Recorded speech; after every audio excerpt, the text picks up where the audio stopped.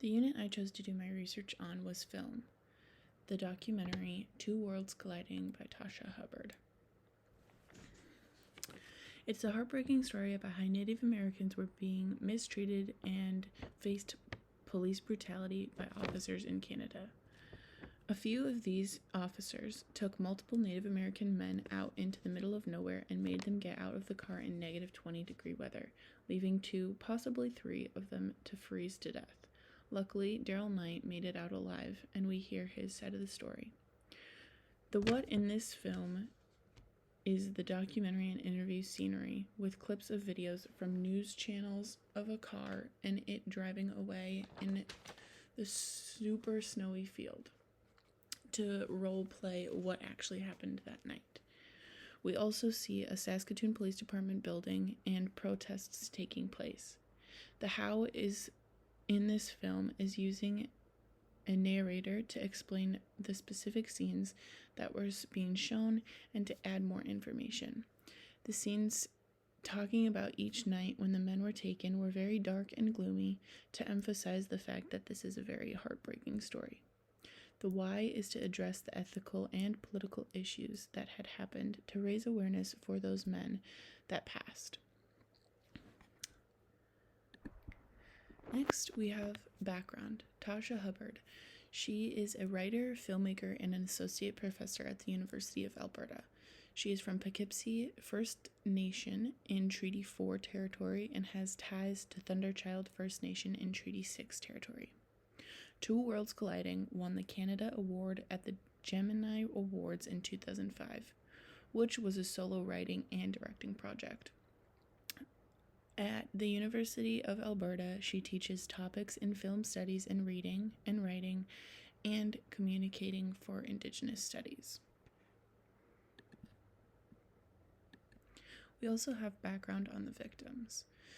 The first is Rodney Nastius. He was found the day after Daryl Knight was abandoned. He was 25 years old, and Rodney Nastius was found in the same location that the police left Daryl.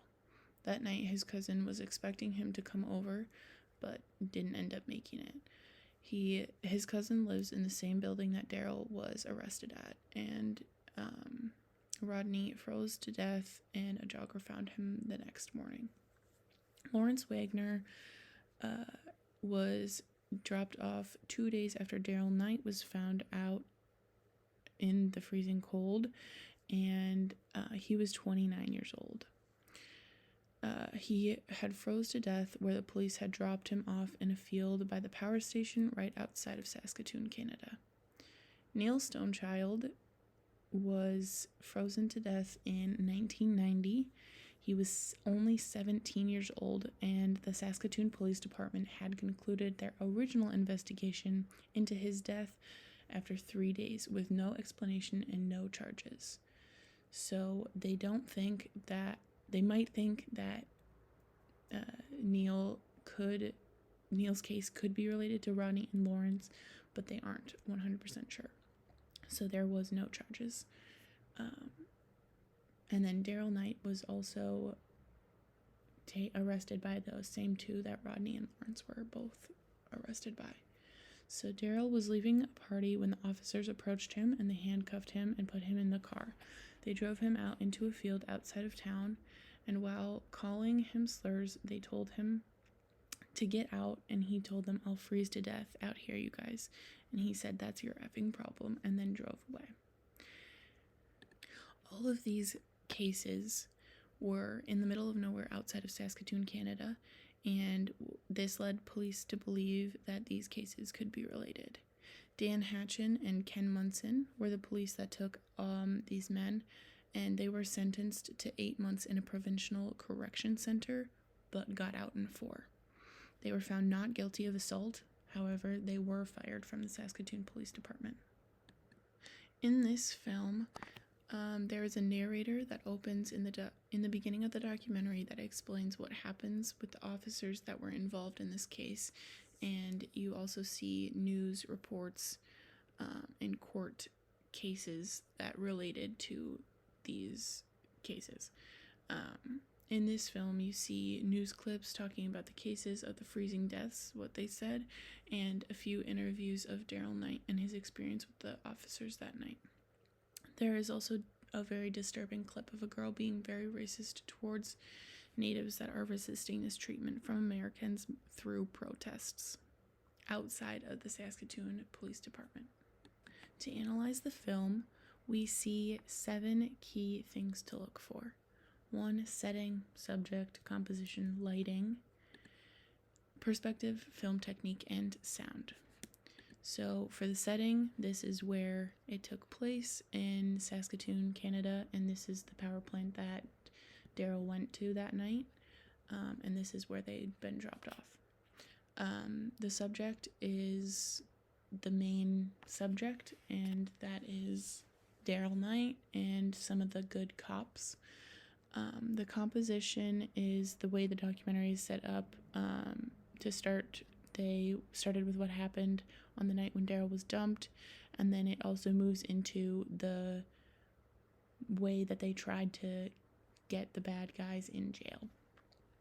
The lighting is, like, for example, in the beginning of the documentary, it was dark and at night, and it also had cop lights, so the red and blue lights that when we're like going off to show how terrifying that must have been.